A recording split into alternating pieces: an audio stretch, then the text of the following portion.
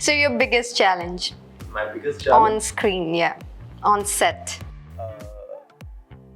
My biggest challenge is always, ever since I started, I never considered myself an actor. Like I always considered myself a very normal human being.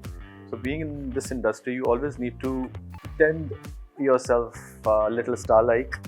आपको थोड़ा सा वो रखना पड़ता है, रख रखाव और सारी चीज़ें जो कि मेरे अंदर नहीं आता. I'm a very normal human being. I always try to be very grounded and very down to earth. So, you know, my biggest challenge is always to pretend myself as a star, which maybe I'm not, or I am, I don't know. But I just try to keep myself very normal.